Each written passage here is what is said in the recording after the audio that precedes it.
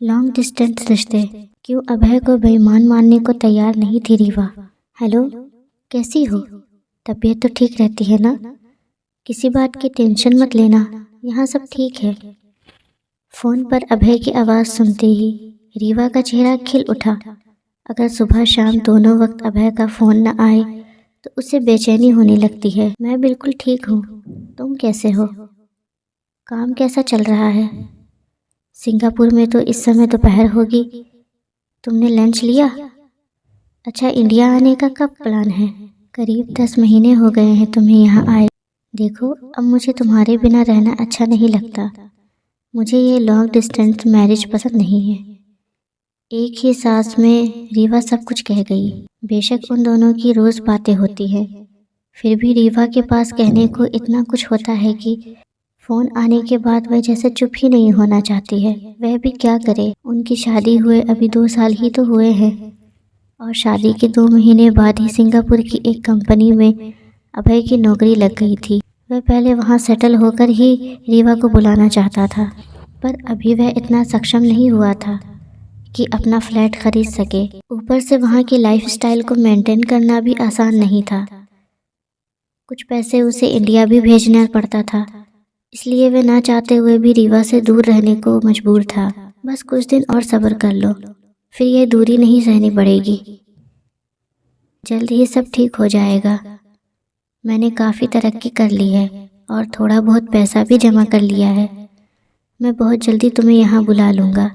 अभय से फ़ोन पर बात कर कुछ पल तो रीवा को तसल्ली हो जाती कि अब वह जल्दी अभय के पास होगी, पर फिर मायूस हो जाती। इंतज़ार करते करते ही तो इतना समय बीत गया था। बस यही सोचकर खुश रहती कि चलो, अभय उससे रोज़ फ़ोन पर बात तो करता है।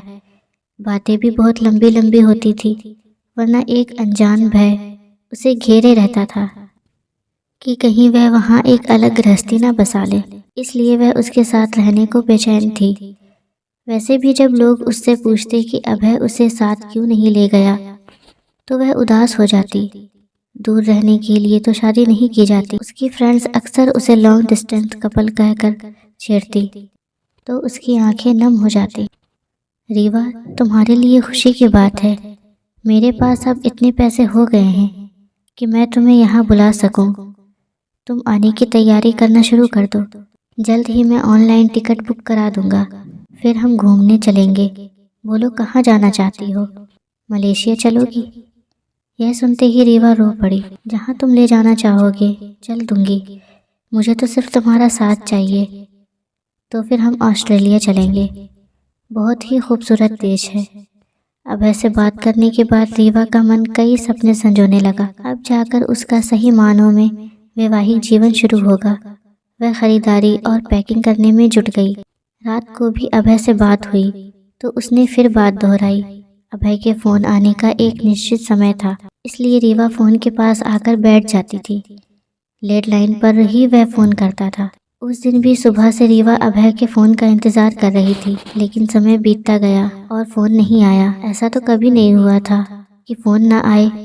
सोचा कि बिजी होगा, शायद बाद में फ़ोन करे, पर उस दिन क्या। उसके बाद तो दिन बीता, 2 दिन बीते और धीरे धीरे 10 दिन बीत गए, पर अभय की ना तो कोई खबर आई और ना ही फ़ोन।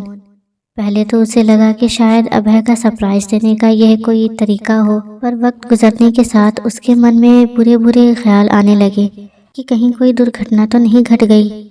उसके मोबाइल पर फ़ोन किया तो स्विच ऑफ मिला। कंपनी के नंबर पर किया तो किसी ने ठीक से जवाब नहीं दिया। सिंगापुर में अभय एक फ्रॉड के केस में फंस गया था। 10 दिनों से वह जेल में बंद था। उसे लगा कि अगर रीवा को यह बात पता चलेगी तो न जाने वह कैसे रिएक्ट करे। कहीं वह उसे गलत न समझे और यह सच मान ले कि उसने फ्रॉड किया है। कंपनी ने भी उसे आश्वासन दिया था कि वह उसे जेल से बाहर निकालकर केस क्लोज करा देगी। इसलिए अभय ने सोचा कि बेकार रीवा को क्यों बताए। जब केस क्लोज हो जाएगा तो वह इस बात को कहीं दफन कर देगा। इससे रीवा के मन में किसी तरह की शंका पैदा नहीं होगी कि उसका पति बेईमान है। असल में अभय जिस कंपनी में फाइनेंशियल एडवाइज़र था, उसके एक क्लाइंट ने उस पर $30,000 की गड़बड़ी करने का आरोप लगाया। क्लाइंट का कहना था कि उसने सेंट्रल प्रोविडेंट फंड में अच्छा रिटर्न देने का लालच देकर उसका विश्वास जीता और बाद में उसके अकाउंट में गड़बड़ी कर यह फ्रॉड किया। असल में यह अकाउंट में हुई गलती थी।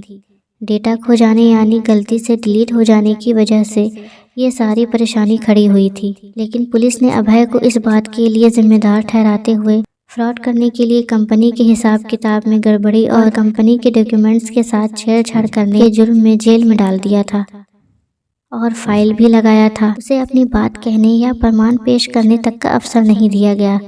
वहाँ पर एक इंडियन पुलिस अफसर ही उसका केस हैंडल कर रहा था और वह इस बात से नाराज़ था कि भारतीय हर जगह बेईमानी करते हैं। आप यकीन मानिए सर, मैंने कोई अपराध नहीं किया है। अभय की बात सुन पुलिस अफसर करण बोला, यहाँ का कानून बहुत सख्त है। पकड़े गए हो तो अपने बेगुनाह साबित करने में वर्षों भी लग सकते हैं और ये भी हो सकता है कि 2-3 दिन में छूट जाओ। करण साहब, अभय बेगुनाह है, ये बात तो उनकी कंपनी भी कह रही है। केवल क्लाइंट का आरोप है कि उन्होंने $30,000 का फ्रॉड किया है। कंपनी तो सारी डिटेल चेक कर क्लाइंट को एक निश्चित समय पर पैसा भी देने को तैयार है। हालांकि उसके लिए अभय को भी पैसे भरने पड़ेंगे। बस 1-2 दिन में मैं इन्हें यहाँ से निकाल लूँगा, अभय के वकील ने कहा। अगर ऐसा है तो अच्छा ही है। मैं भी चाहता हूँ कि हमारे देशवासी बदनाम ना हो, लेकिन तुम्हारी वाइफ को हम क्या उत्तर दें? वह बार बार हमें फ़ोन कर रही है। उसने तो पुलिस को इन्फॉर्म करने को भी कहा है। अपनी टूटी फूटी हिंदी में कंपनी के मालिक जॉन ने पूछा। सर, आप प्लीज़ उसे कुछ ना बताएं। मैं नहीं चाहता कि मेरी वाइफ मुझे बेईमान समझे। वह मुझे छोड़कर चली जाएगी। हो सकता है वह मेरे जेल में होने की बात सुन डाइवोर्स ही ले ले। मैं उसकी नज़रों में गिरना नहीं चाहता हूँ, पर वह तो यहाँ आने की बात कर रही थी। हम उसे कैसे रोक सकते हैं? जॉन की बात सुन अभय के चेहरे पर पसीने की बूंद झिलमिला उठी। वह जानता था कि अपने को निर्दोष साबित करने के लिए पहले उसे डिलीट हुए डेटा को कैसे भी दोबारा जनरेट करना होगा, और वह करना इतना आसान नहीं था। $30,000 उसके पास नहीं थे जो वह चुका पाता। कंपनी भी इस शर्त पर चुकाने वाली थी कि हर महीने उसकी सैलरी से अमाउंट काटा जाएगा। वह जानता था कि वह उस समय चारों ओर से घिर चुका है। कंपनी वाले बेशक उसके साथ थे और वकील भी पूरी कोशिश कर रहा था, पर उसे रीवा की बहुत फिक्र हो रही थी। इतने दिनों से उसने कोई फ़ोन नहीं किया था, इसलिए वह तो अवश्य घबरा रही होगी। हालांकि अभय की कुलीग का कहना था कि उसे रीवा को सब कुछ बता देना चाहिए। इससे उसे कम से कम अभय के ठीक ठाक होने की खबर तो मिल जाएगी। हो सकता है वह वहीं कोई रास्ता निकाल ले। मगर अभय इस बात को लेकर भयभीत था कि कहीं रीवा उसे गलत ना समझ बैठे। जितना आदर सम्मान और प्यार वह उसे करती है, वह कहीं ख़त्म ना हो जाए। वह भी रीवा से इतना प्यार करता है कि किसी भी हालत में उसे खोना नहीं चाहता। इंडिया में बैठी रीवा को समझ में नहीं आ रहा था कि वह क्या करे, अभय की खोज खबर कैसे ले। इस बारे में उसने अपने मौसा से बात की। वे IFS में थे और इस टाइम अमेरिका में पोस्टेड थे।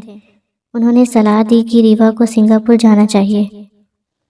सिंगापुर पहुंचकर रीवा ने जब कंपनी में कांटेक्ट किया तो सच का पता चला। बहुत बार चक्कर लगाने और जॉन से मिलने पर ही वह इस सच को जान पाई। सच्चाई जानने के बाद उसके पांव तले की जैसे ज़मीन खिसक गई। अभय को बेईमान मानने को उसका दिल तैयार नहीं था। पल भर को तो उसे भी लगा कि जैसे अभय ने उसे धोखा दिया है। अपने मौसा को उसने सारी जानकारी दी और कहा कि वही इंडियन हाई कमीशन को इस मामले में डालकर अभय को छुड़वाएं। रीवा को अपने सामने खड़ा देख अभय सकपका गया। तुम यहाँ कैसे, कब आई? मैं तुम्हें परेशान नहीं करना चाहता था, इसलिए कुछ नहीं बताया। मेरा यकीन मानो रीवा, मैं बेईमान नहीं हूँ। तुम नहीं जानती कि मैं यहाँ कितना अकेला पड़ गया था।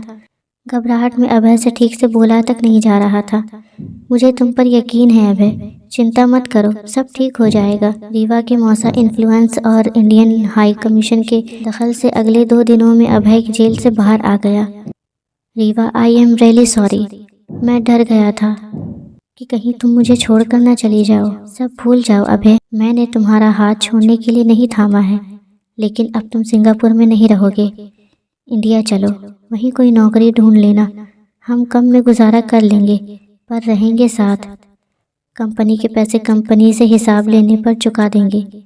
कम पड़ेंगे तो कहीं और से प्रबंध कर लेंगे, लेकिन अब मैं तुम्हें यहाँ अकेले नहीं रहने दूंगी। दूसरे देश में पैसा कमाने से अच्छा है कि अपने देश में 2 सूखी रोटियां खाकर रहना। कम से कम वहाँ अपने तो होते हैं। इस पराये देश में तुम कितने अकेले पड़ गए थे। जितनी जल्दी हो यहाँ से चलने की तैयारी करो। रीवा के हाथ को मजबूती से थामते हुए अभय ने सहमति दे दी। वह खुद भी इस लॉन्ग डिस्टेंस रिश्ते से निकलकर रीवा के साथ रहना चाहता था। वीडियो अगर अच्छी लगी हो तो like, share and channel subscribe जरूर करिएगा।